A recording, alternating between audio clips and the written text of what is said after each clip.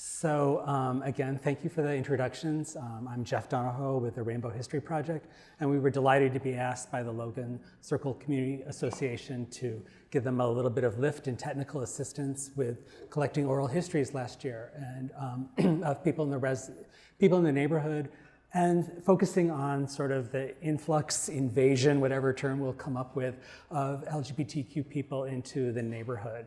And so that's going to be our focus tonight. And one thing I want to, Karen mentioned it, but it deserves mentioning again. Lynn Brown, the publisher of The Blade, who many of you know, she's one of the patron saints of the Washington, D.C., both journalism and LGBT community, did the massive lift of getting these oral histories done from these folks here and twice as many.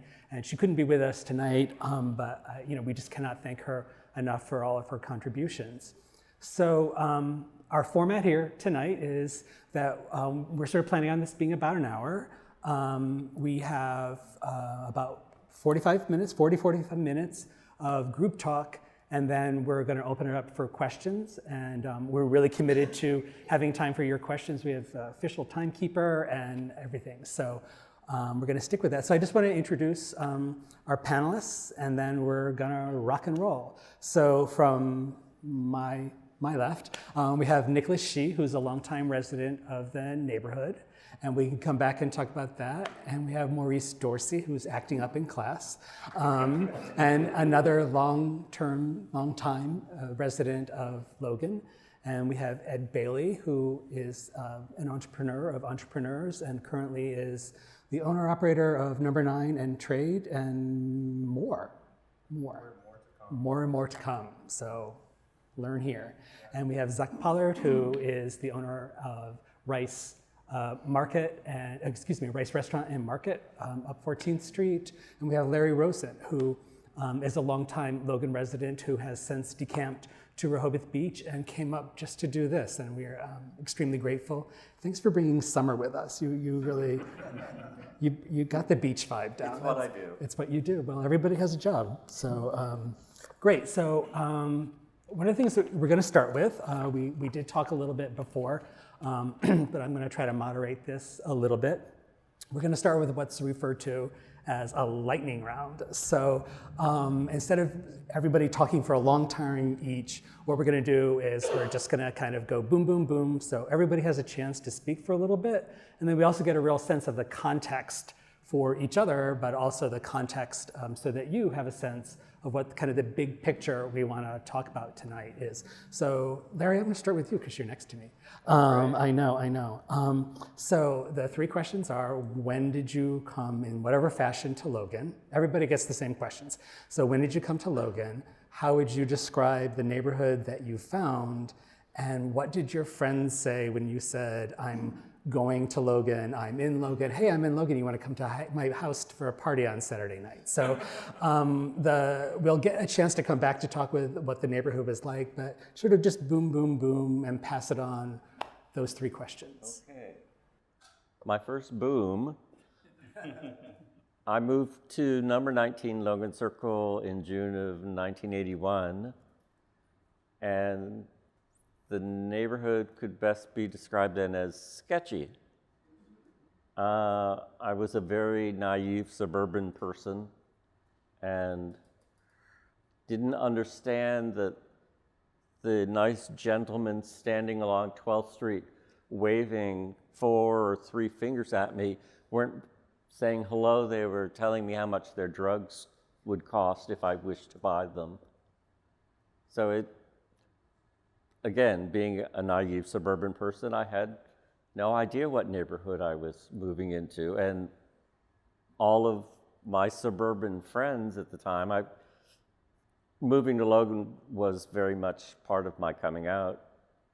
So my suburban friends also had no knowledge of Logan Circle. If they heard anything in the early 80s about gay DC, it was DuPont, and that was the only thing. And Logan was just another scary place. Same questions for you, Zach, when you came here with Rice Market, or Rice Restaurant, excuse me. I live on the other side of DuPont Circle, 22nd and P. They call it the Vaseline Tower, the West Park apartment, because all the gay bars surrounded that area.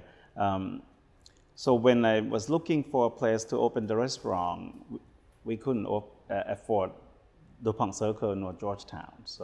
But there was one spot on 14th Street available.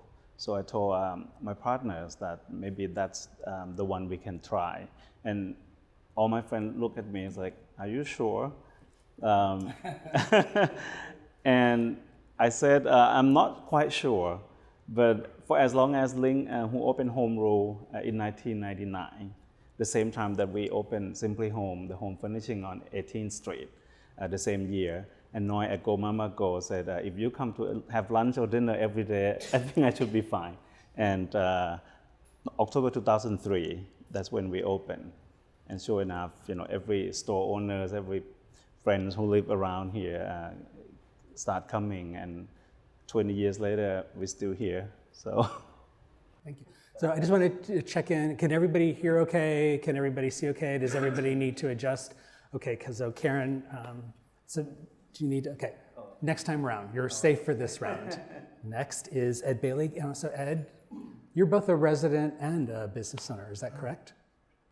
That is correct. Yes, you hear that. So I moved to Logan in 1994 and bought something almost immediately. And being a native Washingtonian, my parents, when I told them where I was going to buy something, I think literally my mother said, "The fuck you are." And I proceeded to be told all the stories that, well, for all the reasons why I shouldn't do that. And I did it anyway. And of course, none of my friends would visit. I had to go to their homes or meet out, but they would not come. Now, of course, they're all clamoring to and overpaying for all the things now to be here. But it was dicey. I'm in the bar business, so my hours are very late. So I would come home very late, and I got to know all of the people on the streets. Now they weren't. I think the drugs cost more than 3 or 4 by the time I moved in, but I did know all of the ladies on the street, and we would, hey honey, how was your night? So there was that moment every night when I came home from working, but and I kind of missed that a little bit, but I know the neighborhood has, I guess, evolved to be better, whatever that means. So Maurice, same question. When did you arrive? You're a pioneer. And what was the neighborhood like? And what did your friends have to say? Well, I arrived in 1992, and I was a transplant from Baltimore County, large suburban home. And when I moved here with my partner in a 3-story townhouse, it was like a third of the space for 3 times the cost. And, but I thought it was very nice because I worked at the University of the District of Columbia at that time and commuted at that time from Baltimore to DC. And so living in Logan Circle was pure heaven because I could just walk over to Connecticut Avenue, get on the red line and go up. But the community has changed, but I had no opposition to it when I came here. I had never lived in a city before, even though this is my mother's home. I had never lived in a city. And so I had, growing pains, but it's always been a pleasant experience, but there's been much change since 1992. Nicolas? My husband and I bought our house in 1988, corner of 15th and P. We actually were looking for DuPont Circle, but we couldn't afford it. So we ended up with this without really knowing what we're getting into. We have heard stories about how bad 14th Street was and Logan Circle. So we bought the house, and for the first year, we thought that we had made a mistake. But then, we we actually call east of 15th Street the running blocks, and west would be the walking blocks. So we never really came this way.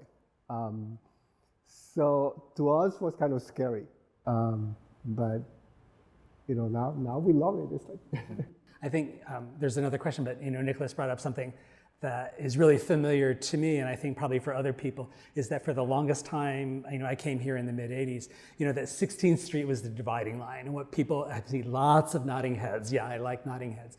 That it was like, it was not. I can remember when the first of my friends got an apartment on 16th Street. It was sort of like a landmark. Actually, that's what we told our real estate agents, that we don't want to go past 16th Street. Well, we're glad you did. Okay, so one last sort of lightning question that everybody's going to answer right away. And Nicolas, you look like you're primed and ready to go to hone in more on the theme that we're talking about tonight, about the LGBT community and Logan Circle.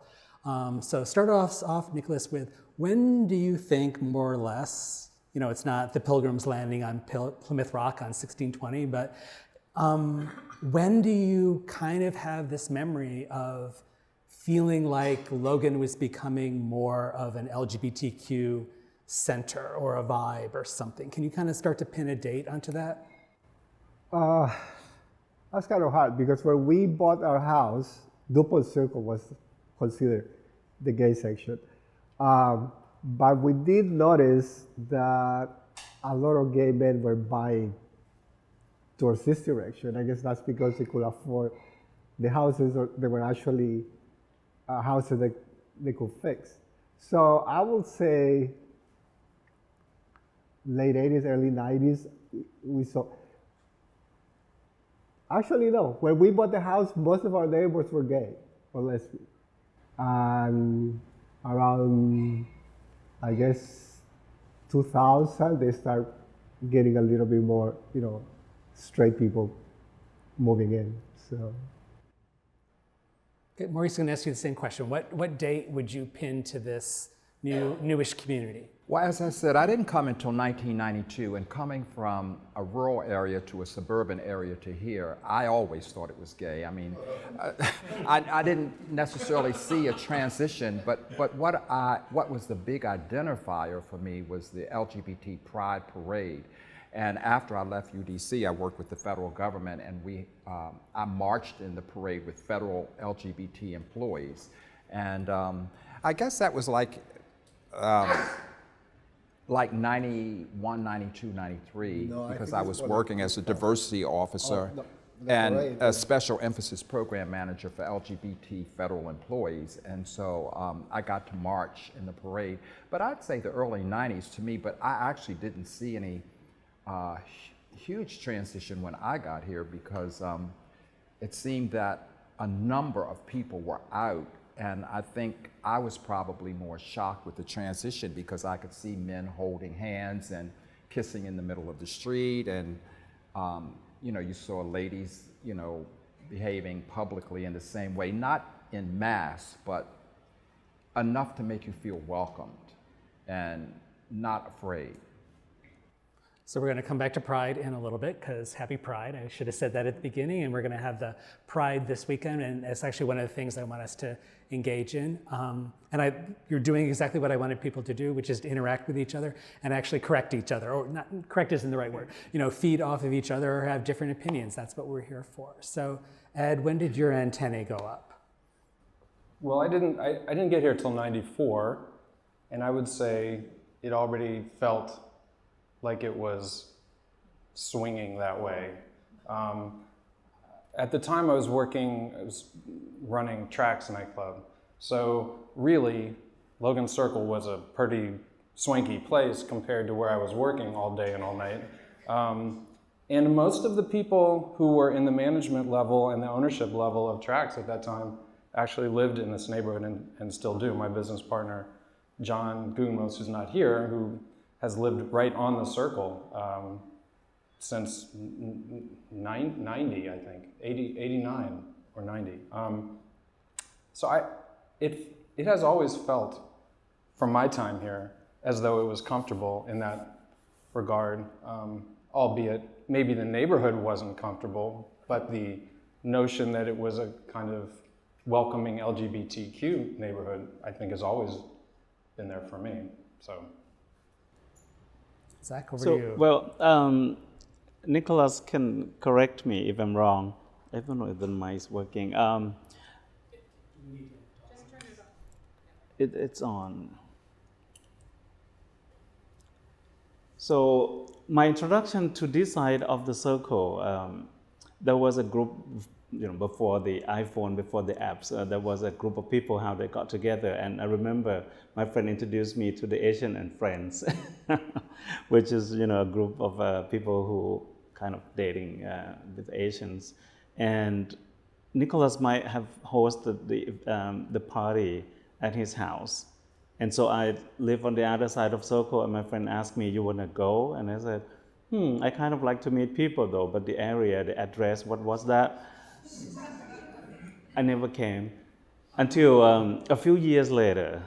I felt like, okay, maybe it was 1994, 95, sometime around that. I said, okay, let's go. And that's when I was brave enough to walk beyond 17th Street. The 16 is a mark for everyone else, but for me, it's 17. That's how brave I was. And I got a date from that party. So my sense was that, it wasn't that bad as I thought. And more people told that they live on, beyond from 16 on this side. And subsequently, in 2003, when I was hoping that we find some place to open the restaurant, I have more confidence that we will be okay. There are more people on this side that I'm familiar with.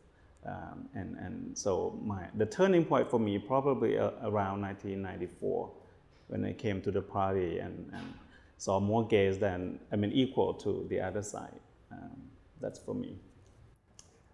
It's really interesting you mentioned that, because I don't want to say that I'm responsible for a lot of people moving to the area, but a lot of the people that came to our parties ended up moving to the area just because they saw that it was okay, so we had people that moved to the La Trobe and then ended up buying somewhere like 11th Street.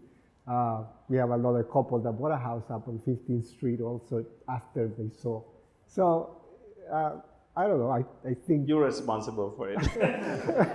They must have been really great parties. I'm offended that I wasn't invited yet. So Larry, when do you kind of, if you were going to say, here's about when it started, what would you say?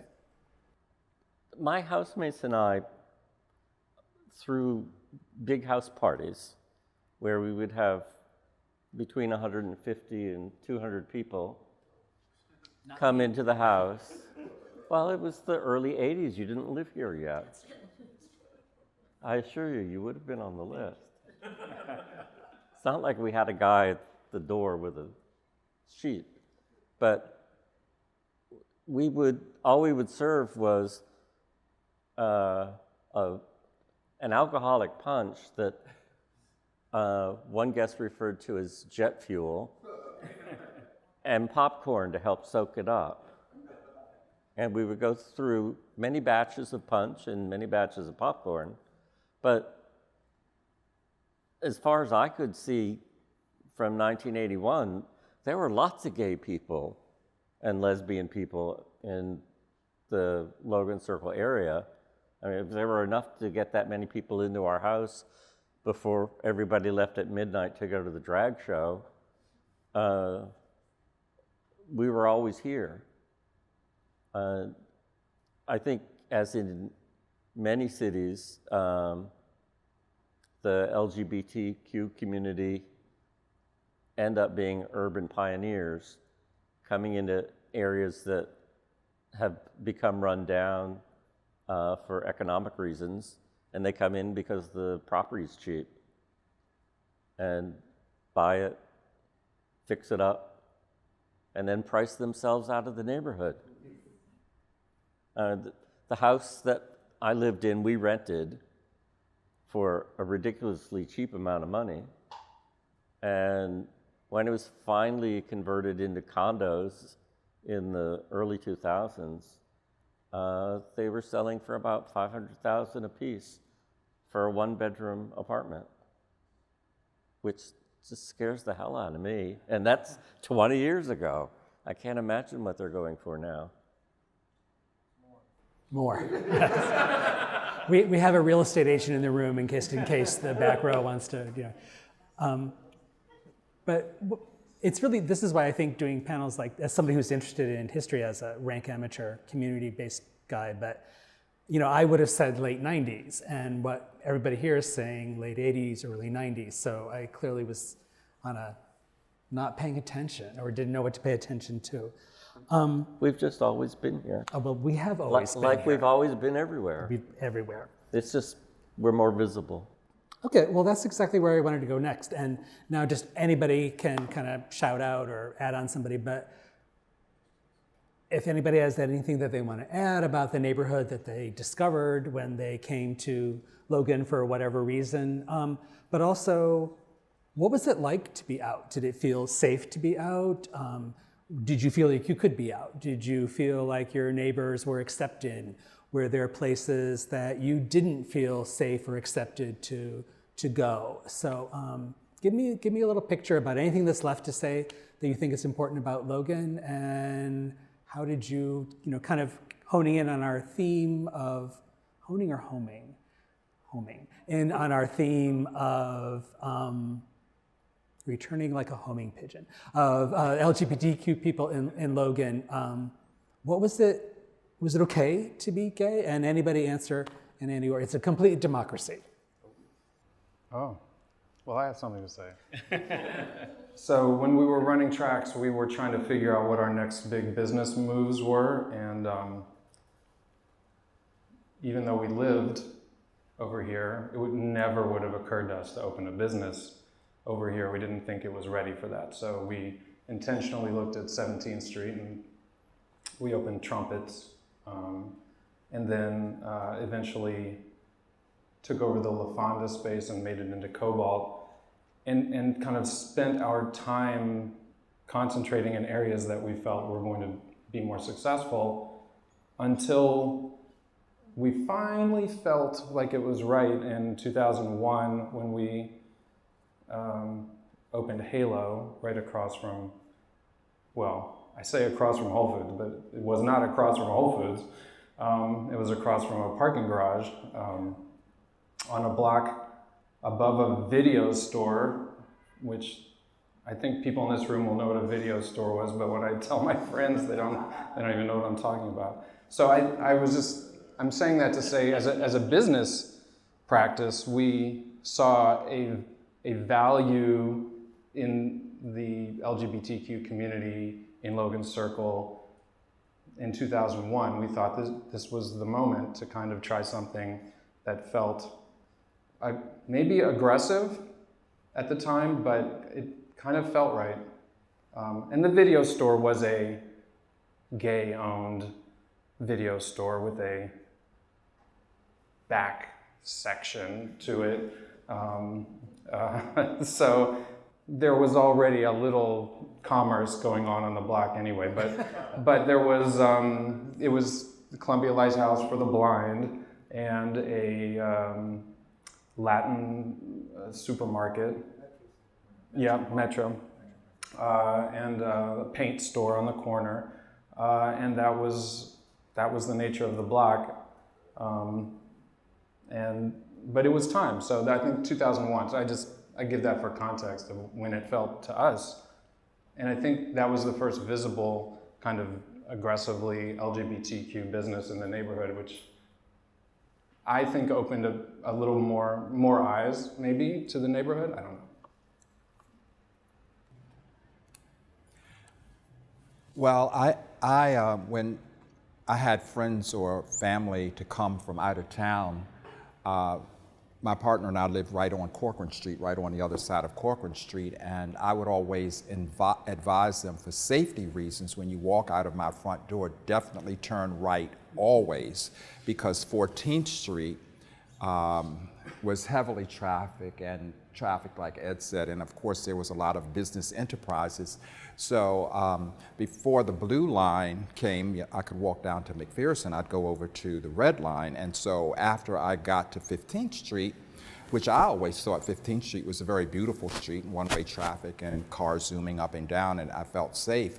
But after I got comfortable in Logan Circle, I'd come down 14th Street because it was far more colorful. I mean, it was just so many variations of human life on the street and evidence of human life in the corners and in the trash cans and just on the sidewalks.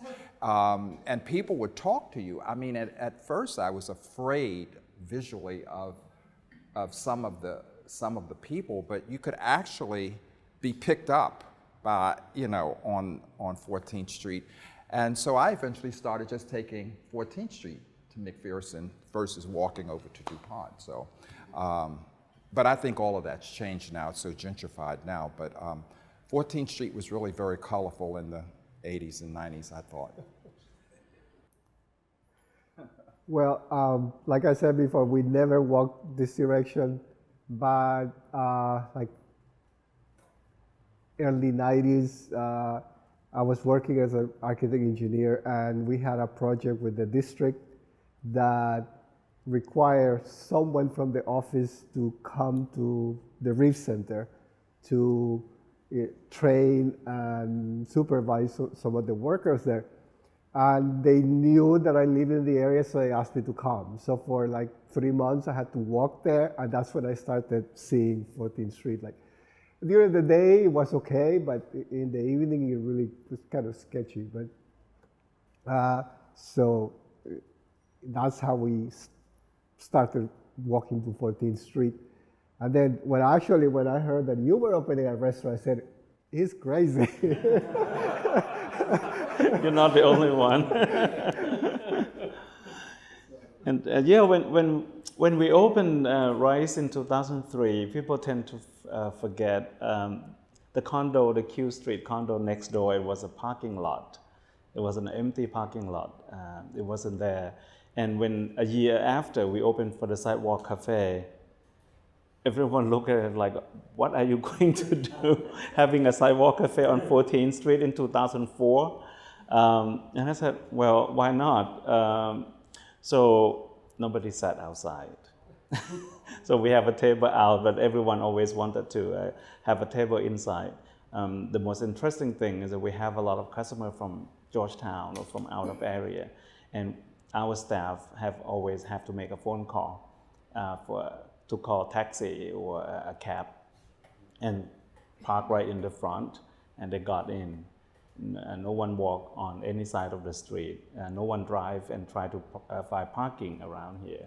So, and I remember all my staff, both male and female, always said at the end of the night, when we had a staff meal, and said, man, is there any straight customer at our restaurant? Every night, the very good-looking, well-dressed guys came in, and all the girls was giggly and like, oh my God, look at him, look at him. And so all the manager during that time, which worked with me before on the other side of DuPont Circle, Salatai. So many customers that we knew before that, once I said, don't waste your time. Gay, gay, gay, gay. And so that's how gay it was for us at the restaurant. It started from day one, and now. Well, we were all tired of eating at Yums, so we were just glad you opened a restaurant. It was the first restaurant, I think. No, there was the same year. St. Mexican, X. Salvadoran, somewhere where Whole Foods is, no, where Trader Joe's is. That used to be that had been there forever. Oh yeah, yes, there was. I wouldn't walk that far. Right. At St. X and Logan Tavern opened the same year that Rice opened in 2003. And there was one restaurant on the other side, which I never turned. I usually come from DuPont Circle and turn right. I never turned left. And I never walked beyond T Street because that block has Home Rule, Go Mama Go, Vastu, Mule, all the friends that I come to know. And beyond T Street, I don't go, even U Street. And I think the metro I wasn't sure if it's there yet. The Green Line in 2003, I don't remember it's open because I only walk and bike back to the other side of Circle. I think that's really important, is one, a new metro stop as a disruptive force in the neighborhood, and then as one that can be really positive and bring new people into the neighborhood. Zach, since you have the microphone, I have a question for you written down anyway, which is you actually just mentioned some businesses that some people might not know what they were, but I want to talk about, and in this I'm sort of saying, Garden District, Home Rule, Go Mama Go, Pulp, and Mule. I still have stuff from all these places. Vastu, yep, thank you.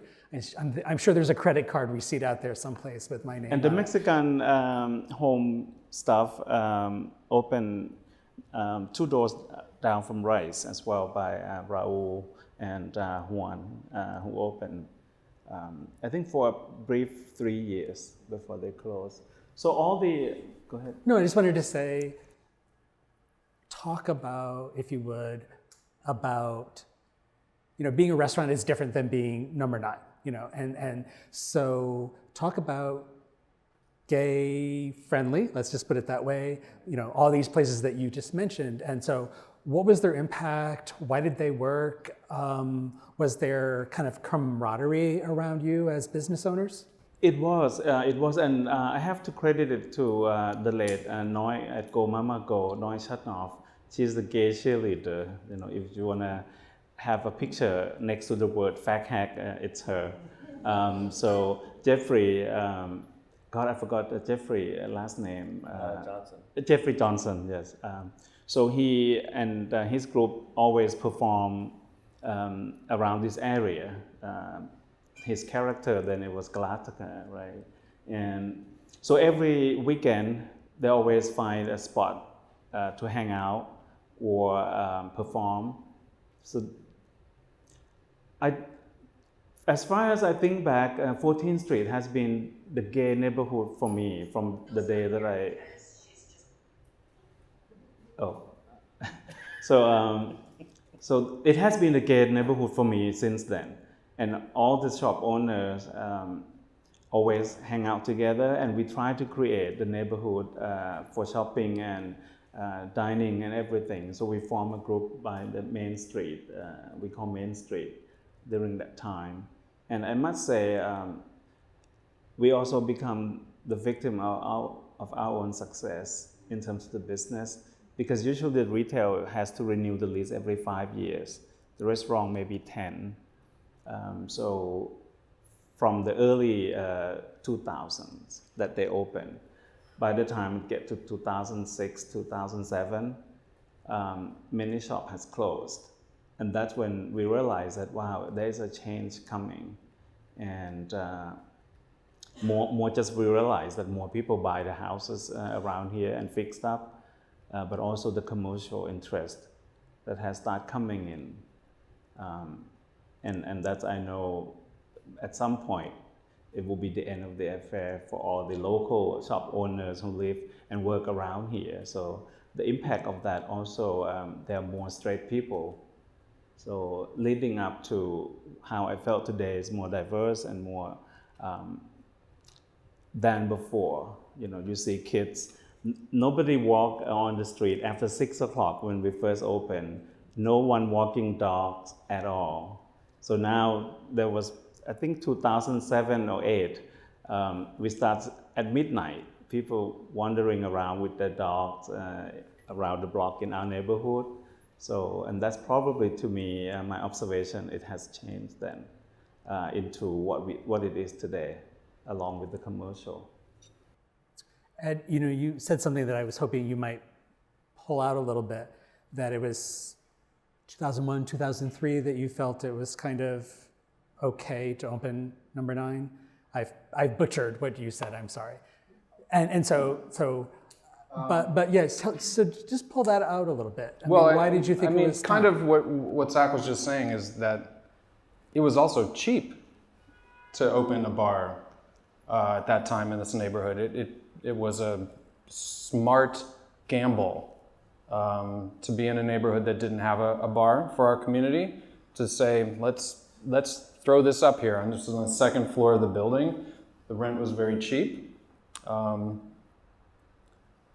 We did make a decision to make it a non-smoking bar long before that was a thing. And I remember a number of gentlemen telling me how that's stupid. How can you do that? Whatever. It was a horrible reaction. I got told off to my face many times. But that was the moment we just tried it, and it was wildly well received. And so we ended up taking over the first floor and expanding. And now I can't imagine why we would have even hesitated.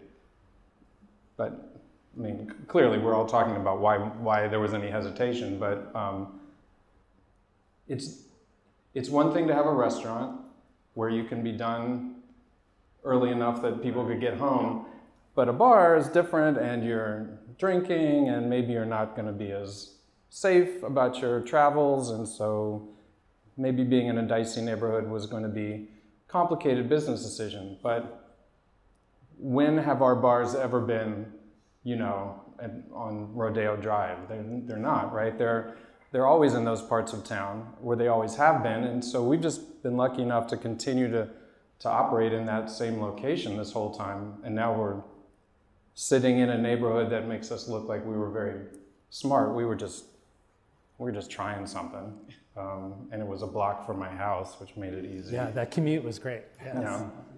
So, part of that, I think, what you're talking about could be said about other developing parts of Washington, D.C., or other developing parts of other cities. Was there something specific about this sort of LGBTQ community's buzz that made Number 9 and then more feel right?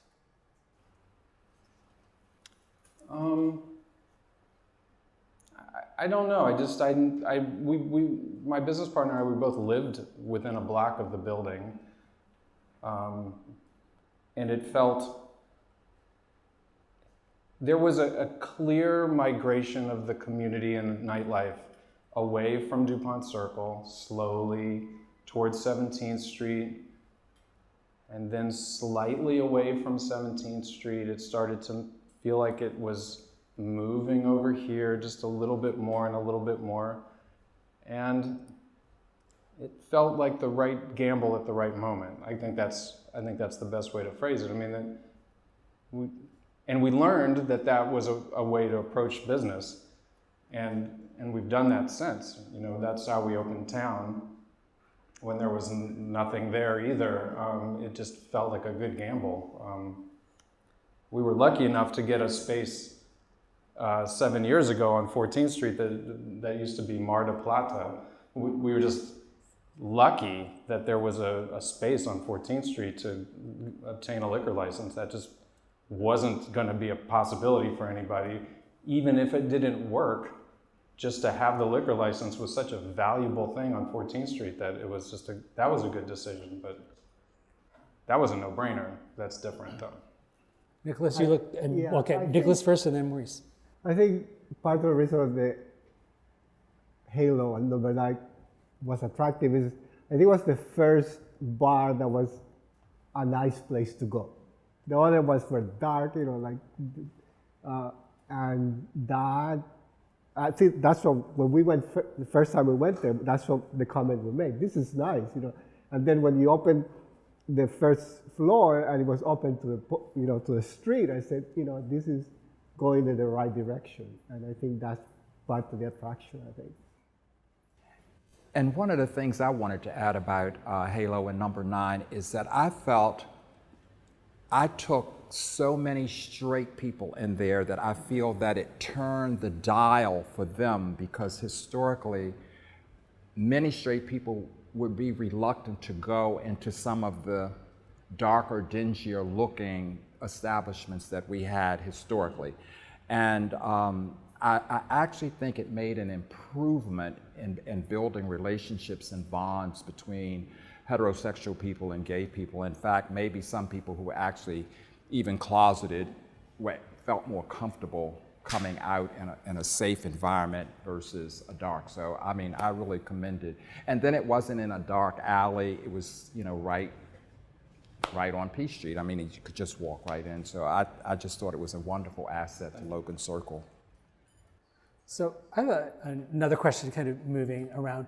And Larry, I'm going to call upon you because you have, I think, the best historical sense. I mean that in the nicest possible way. You just gave me the meanest possible look. If you're calling me old, No, Jeff, no. That's a compliment. Hush now. No, never. I'm still standing You are or sitting. just, you've got it all. We have talked about Logan accurately as a place where there were sex workers and there was drugs. And now we have talked about this as this neighborhood you would know. And I would not, as a sort of a longtime DC resident, would not want anybody to think that gays were the silver bullet, you know, that they were the transformers or that they were the magic. I think they were part of the magic, but I just wanted to know if people had a sense of what was going on in the community to try to improve the quality of the community and of the neighborhood, and were gay people in participation? Were they in leadership roles? You know, I'm thinking of the community association, the Logan Circle Community Association. So what you know, yes, we're wonderful and we did all this great stuff and we have a magic wand everywhere we go, but there had to have been some other people doing great stuff. Well, the Logan Circle Community Association, I believe, always since its founding, was working to improve the lives of everybody in the Logan Circle area. We were asked to be on the Logan Circle House Tour in December of 1981, the week before the tour, where most people had known for probably 4 or 5 months. One house owner had decided after a break-in that they just didn't feel comfortable opening their house to a few hundred strangers walking through. And the association came to my housemates and me, 3 gay guys who didn't know any better.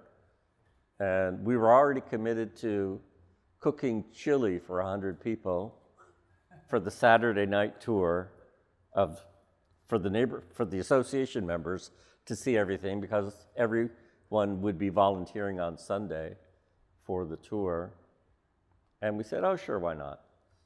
And gathered all our friends and decorated our house, and the association just pitched in and helped, and they had always just worked to keep the neighborhood vibrant. But we were active in the community association back then. I think the president, when I moved in 81, was Connie Hoff, who lived on 12th, I think between P and Rhode Island.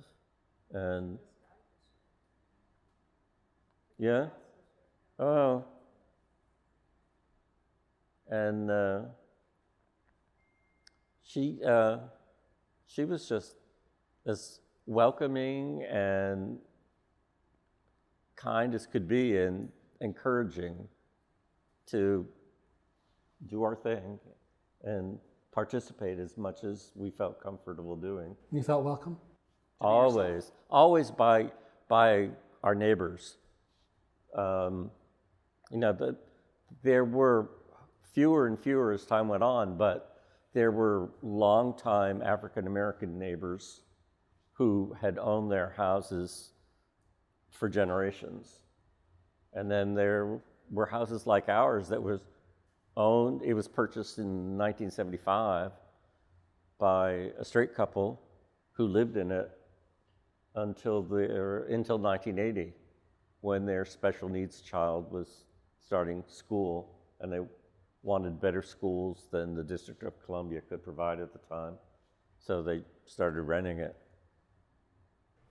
Anybody else want to jump in on the question of the broader community and how gays were part of it? Well, something we haven't talked about is like when we moved here, the district had designated this area as the arts district. And there was a whole bunch of theaters all along 14th Street. And there were also several artist studios. And most of them were most of the artists were gay. There were some on 14th and let's see, what's there now? It's a building, basement. Most of them were basements of the buildings, and there were several artists. And then in early 90s, we actually created a group called the Mid-City Artists. And the only reason was to have open studios altogether, so we could draw in more people than if just each person had a single. So they became very popular, and that brought a lot of people into the neighborhood. I don't know if the group is still in existence. I think by name it's still there, but I haven't heard anything about them doing open studios anymore. But that was, in the early 90s, mid 90s. And by the way, the name, the Mid-City Artists, came because there used to be a post office right there on 14th and between P and it was called the Mid-City Station. And we just thought, that's great, that's a great name. It still exists. It still exists. The group still exists. And there's an annual, the Dog Days of Summer event that happens on the street is theoretically anchored by Mid-City artists. No, I thought that was the Mid-City Business Association. Well, that's what it morphed to become. No, I think they're two different. No? No, they're two different. Oh, okay. The Mid-City Business Good, I'm learning Association something. took the name from the Mid-City Artists. Right, they're both They like mid-city. Yeah. Okay. Because Natalie, who ran the Main Street program, tried to promote both mid-city artists, which is once a year. They open the studio, and at the same time, she tried to gather all the commercials, retails, and restaurants to form a business association. So that's also called Mid-City Business Associations.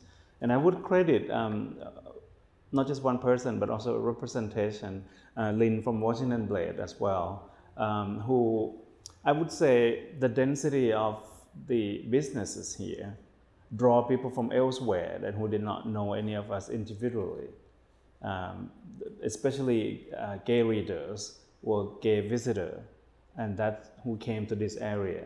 It's not just us that walking around, we know each other, but there are more gays came to this area because of the publication. And Whitman Walker, you may have mentioned that too, but in terms of two businesses right here between where we're sitting and U Street, there were, and attractive only, as Ed said, because of cheap rent. I mean, that's the only thing that drives the Blaze office is choice. And during that time, every year, I remember many restaurants, not just Rice, but many around the city, used one night to raise money for the Foods and Friends. So donate all the proceeds once a year, and gay straight people go out to every restaurant that participate that night. And we have done that for so many years. I did not remember why it stopped. But that's a while ago. So in the publication helped. Before we all have the app, the iPhone and Google, and those the old day. People tend to forget how everyone got to know about neighborhood or the gay place or where to go or where to hang out, and that's what we have become known.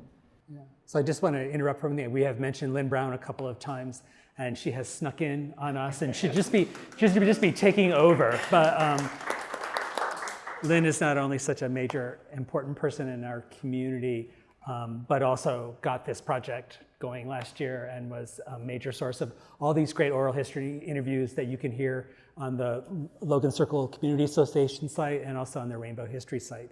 And I think just one thing, and then we're ready for Q&A from the audience, but I think it is really important. We've talked some about businesses that you're associated with, but Studio Theater, Whitman Walker Health Services, at different locations, the LGBTQ Center at 14th and U, which is getting ready to move on to another home. I mean, they did bring in Miss Pixies. We're staring right at it. She's got I've got so much of her stuff in my apartment. But that there were, I know she knows. Well, I bought it. I bought it. I didn't take it. Just checking. I have China I'm trying to pass off onto her. But that there were things that brought gay people into the neighborhood that were institutions or organizations. So I think that's important. So now we've reached the appointed moment that we promised that there would be Q&A. So you're in charge now. And so just tell us. And so Craig, let it go. Yeah, so first of all, it's funny because I felt like we got all of you guys individually through Lynn and through me or through him, and I'd love to see the interaction. So many of you already know each other, which I didn't realize that until tonight, which I think is just lovely. My question is mostly to Ed and Zach. Zach mentioned that initially you guys had a main street, which of course is a main street. Now it's a different kind of main street, where you as business owners got together and spoke. I'm just curious, do you still do that? Does something like that still exist between you business owners? So we don't have running mics, so I'm just going to repeat the question in case people didn't hear it, which is, does this kind of still exist, the business? It's a different form, I believe. So during that time, Natalie got the funding from all the businesses put together with kind of a little money that each can contribute. The restaurant will pay a bit higher member fee, and the retail will pay a bit less, and try to get people to know by making the map. We did the map, the shopping map with the metro station to draw other people, and we try to get the travel writer or home section elsewhere to write about us. Individually, we got publication cover in the old day because of the Main Street, tried to do that map. And when New York Times saw, there are more than just 2-3 kind of cool restaurants or stores.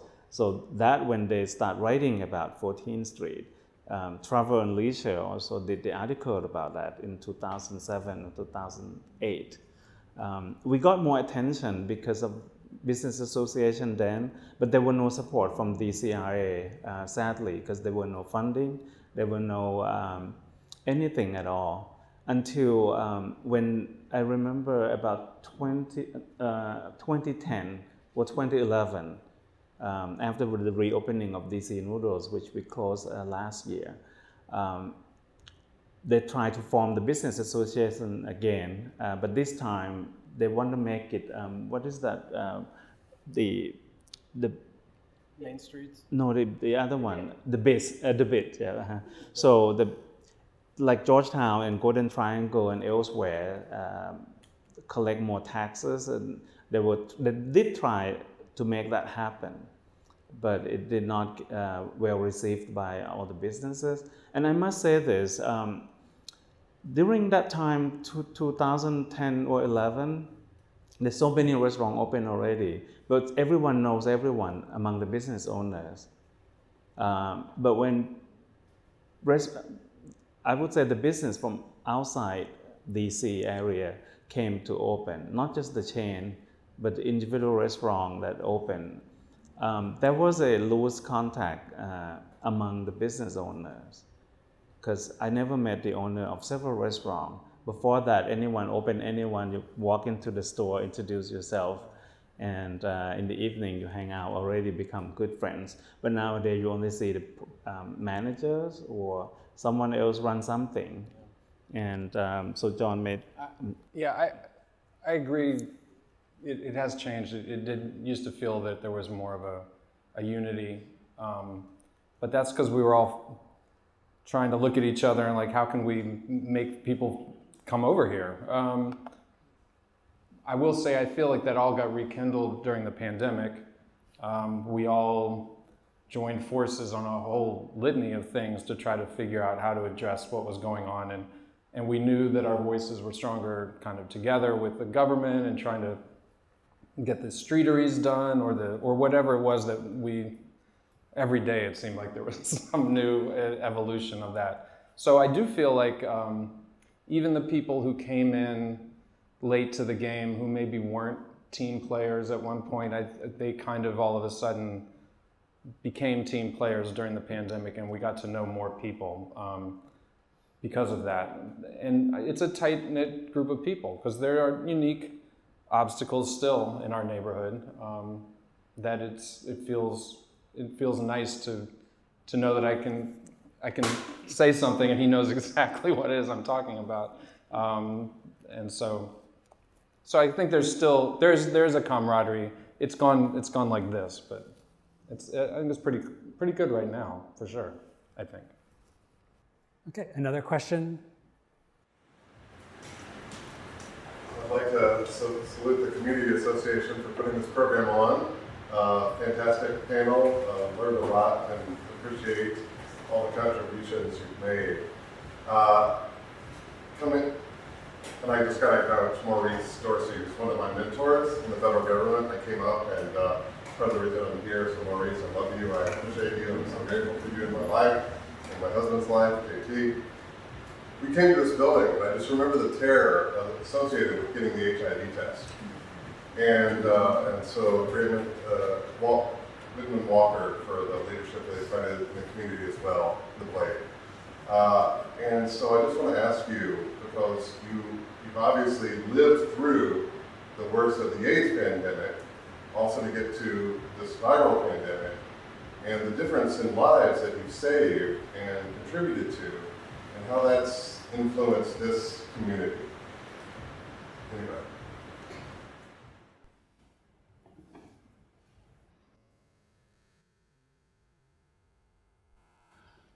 Well, I thought the pandemic was sort of somewhat devastating to the community. First of all, thank you very much, and I love you and JT immeasurably, and it's been an honor and a pleasure to know you all of these years. And thanks for your leadership in the federal government for leading the LGBT community nationwide.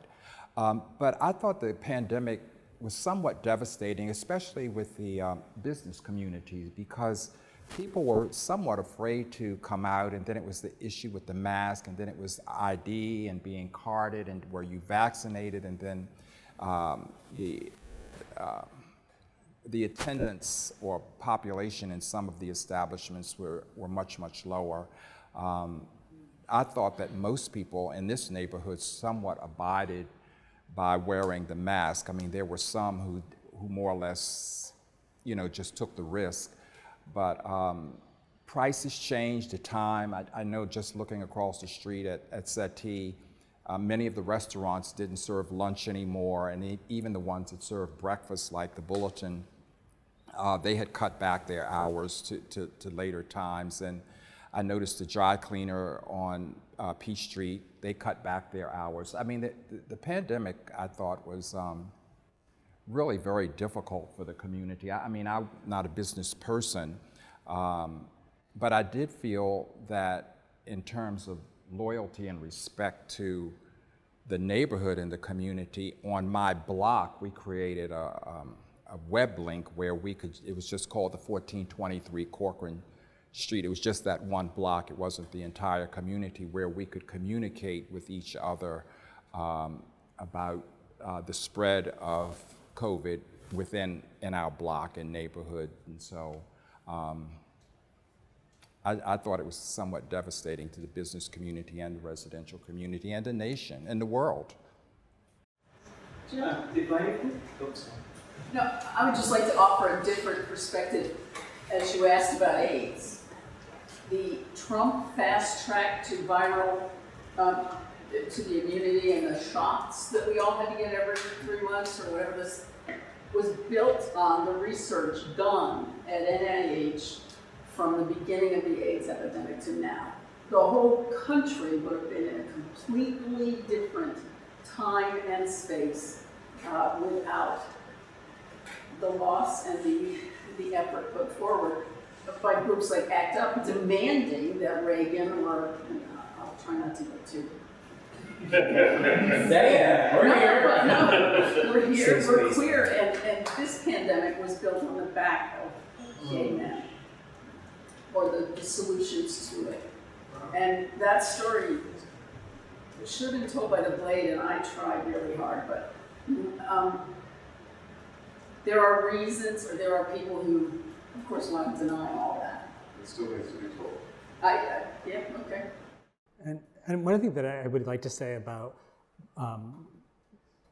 particularly some bars and restaurants, and I'm thinking every place that you've worked and Annie's and some other places, is that they were major distribution points for information around AIDS, since that's what we're talking about. You know, you allowed health educators to walk through the floor and pass out information, and you could get condoms and a mint on the way out the door. And I think that I don't think it was just allowed, they encouraged. yeah, I think you're unsung heroes in the.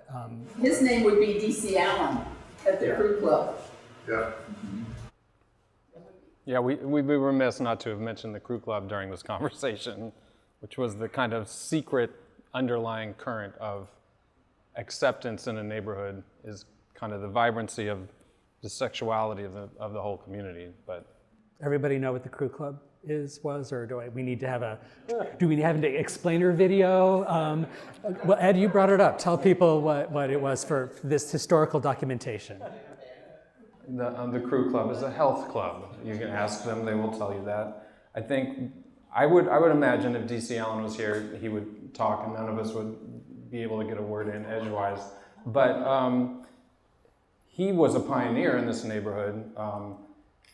Bought his building, created that space there, an incredibly vibrant, very busy business, albeit secretive. I think he would be one of the people here that might lament the expansion of this neighborhood to be a place where many of his customers started to live, or many of his customers' friends started to live, and it became uncomfortable maybe for some of the patrons to go there, because before they wouldn't have ever been recognized for going there, but now all of a sudden they may have to pass somebody on the street and they were, well, where are you going? And there was no other, there was nothing else to see. You could say, I'm going to Yums, but I mean, there was no other kind of excuse. The Barrel House, okay, the Barrel House was there too, but, so, sorry. I want to give the Crew Club a shout out, I guess. I don't know what I was doing. Lots and lots of public health work there. Yeah, yes. Yes. I have a question for Larry. So Larry, you were the first one in this group to move to the neighborhood, but you're the first one to move out of the neighborhood as well. Do you think you're a precedent? Well, my current housemate has told me, and this is my housemate in Rehoboth Beach, has told me that all the neighborhood needs to improve is for me to move out of it. Because from Logan Circle, I moved to Columbia Heights and lived there for 14 years. And then I moved to Brookland. And as soon as I left Columbia Heights, maybe a year or two before I moved, the Green Line opened up on 14th Street, and all of a sudden that whole world changed. And then after I guess a year before I left Brookland and moved to Rehoboth, they started getting a lot of development around that Red Line station. So I guess I'm a catalyst in my own special way. Just to add to the the pandemics that you mentioned, from the AIDS pandemic to COVID pandemic, I think we live in a bubble here on 14th Street or Logan Circle. I remember, the old days that we raised money for the charity for Whitman Walker or for the AIDS related funding. Majority of people in this area contribute a lot. And also the COVID pandemic has taught me one thing about the neighborhood that we are in. We never had a problem with anyone if we ask, could you wear a mask, or is there any vaccination card or any record, anything at all. So unlike when we read about those situations at the different states, at the different cities, so our team never had any problem with the cooperation or never have anyone kind of disregard the importance of the pandemics and how serious it was during that past few years. So this is I felt we in this bubble, even though they're more diverse now today than before. It's not just the gay neighborhood, but I still feel like the mentality of people who live in this area pretty much share the same idea for the community or the lifestyle or the way we live. And I can't speak about other area or other cities, but I just want to say we survived the pandemic with the support, all the neighbors, and the cooperation that we have, and that's, we're very grateful. Yeah. That was lovely, but we're not done yet. I just want to make sure, are there any other questions from the audience? Pam, you go I first. have a question for Lynn. So, I got a question for anyone Lynn, didn't too. get it, Lynn Brown, the publisher of the Washington Blade, did most of the interviews for us and was a terrific person to work with. But we had hoped to have her on the panel tonight, but weren't able to. But I'd love to hear what you got out of doing the interviews. Yeah, and I would love to have Lynn talk about what she got out of conducting the oral history interviews. But this program was based, everybody did an oral history interview and nobody said no. So once Lynn's done, I'd love to hear if any of you have anything to say about why you did an oral history, why you agreed to be on this panel. So we'll let Lynn go first. Very simply, I love DC. History is a thing. I totally respect and participate in now that I've hit a certain age. I have a perspective that includes many friends and many people whose story need to be told. And that's really all the Blade has ever done, is record the journalism is what today's history, or is the first draft of a history. So it dovetails for me in my life and in my interests, and you have a little funding, but you needed to stretch it. Anyway, it was a collaborative effort, and it was definitely a job I enjoyed immensely. And for the gents up here, why did you say yes to doing an oral history when you were asked last year about the LGBT community in Logan, and why did you agree to be on this? Are you just all too nice to say no? Or do you hope that somebody's getting something out of it? I'm not gonna answer your question for you. Why did anybody want to share why they think doing this kind of work is important? Lynn emailed me. Well, that's all you need to say. When the grant application was going in and asking if I would be interested in participating, and I said, sure, why not? And then the grant came in and I got an email again from her that just said, you promised. Next thing I knew, I was sitting in her office with her phone recording. To be clear on that, so the grant didn't come in. Between the Blade and Rainbow History and LCCA, we decided we still needed to make it happen. Well, there you go. Well, yeah, and that's important. This began with a grant application that foolishly did not come to fruition, but I really admire the leadership of the Logan Circle Community Association, they were like, well, we'll just do it anyway. And they funded getting a recorder to get the high quality sound that we needed. So I really admire that yet another group of community-based history geeks at work. But does anybody else have anything to say about what it was like to give an oral history, or why it's important to share stories in general? And Zach, you're ready to roll. So no, maybe we go this way. I was reluctant when I was asked, because I wasn't thinking that I'm old enough to have a history or a part of history, or am a history already yet. But I lived in Washington, D.C. for 32 years now. Looking back, I thought about Stonewall in New York, or many incidents, or many records, many history of gay life in the U.S. And that's when it hit me that, if no one recorded those history or the struggle or anything that happened during that time, we take our life today for granted.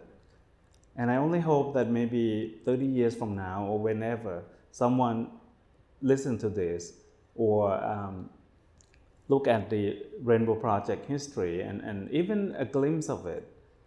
14th Street may change in the future, who knows, and whoever come after, maybe they will continue to struggle the same way. As we all know, the social matters or the social issues we thought we made a progress from our point of view, and it's set back. So that's why I said, I will be a part of it as I'm now, for the future of anyone to look back, because we want, look back at our history the same way as the other people, as I look at the Stonewall situation differently. So that's why I decided to say yes.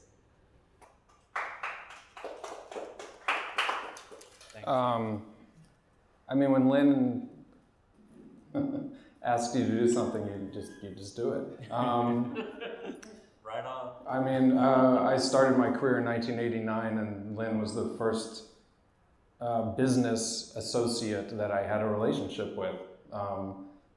She's been there all along, so when Lynn asks, you just do it.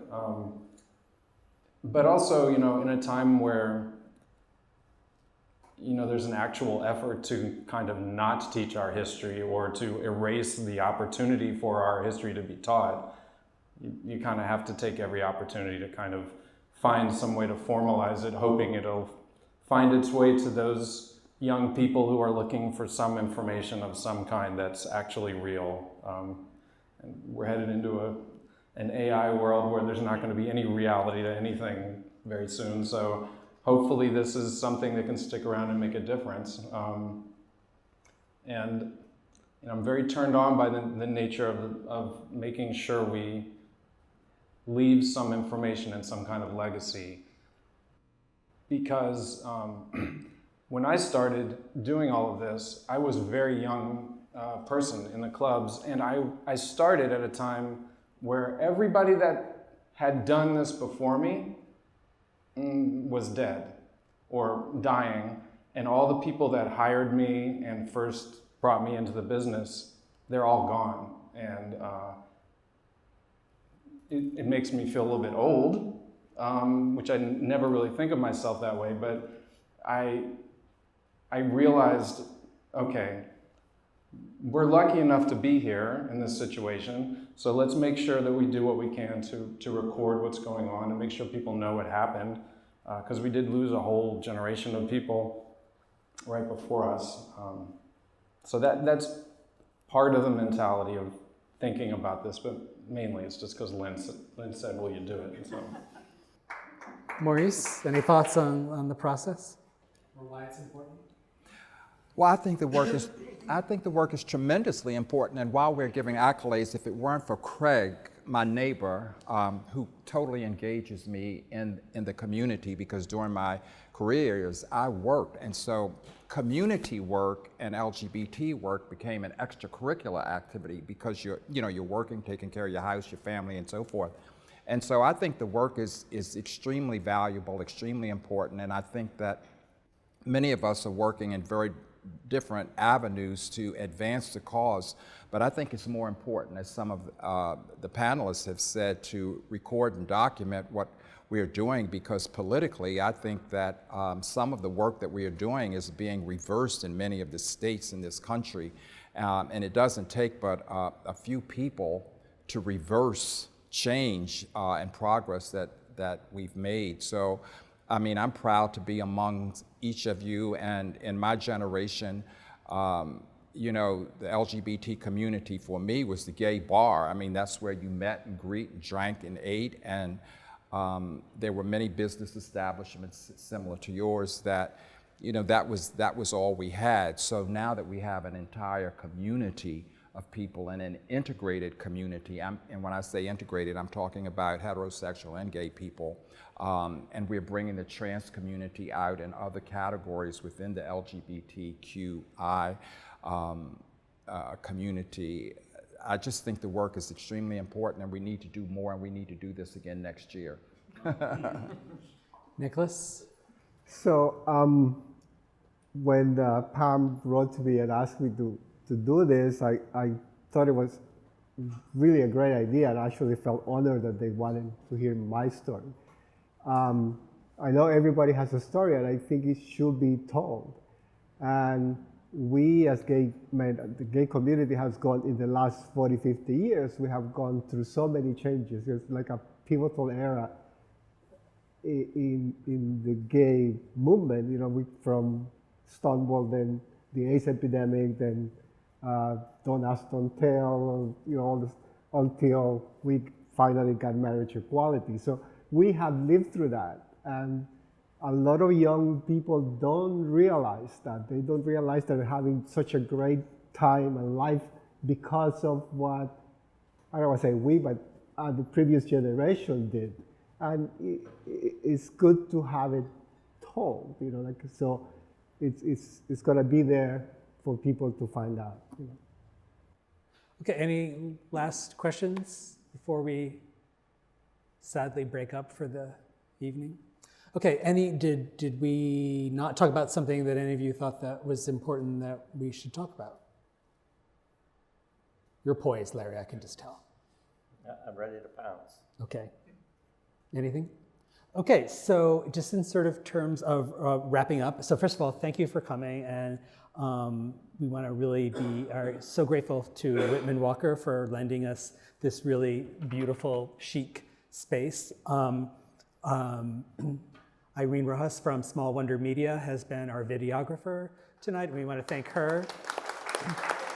And she will be editing this into a video that will be available through the Logan Circle Community Association site and the Rainbow History Project site. So if you want to be in the know, make sure you're on those email lists. The other thing I would like to say, we've talked about Logan Circle as such a vibrant neighborhood, and vibrant neighborhoods work because people make them vibrant. So it's still light out, so go out for dinner, where there's everything from casual to white tablecloths.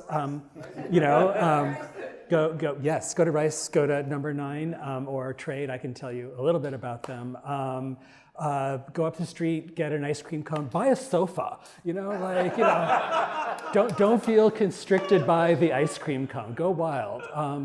And so the most important thing about this is Pam and Craig made this event happen, and this would not have happened without a year of diligence on their part, and Lynn was making it happen. And so other than that, I just want to thank all of our wonderful panelists who have been so generous. And just thank you all.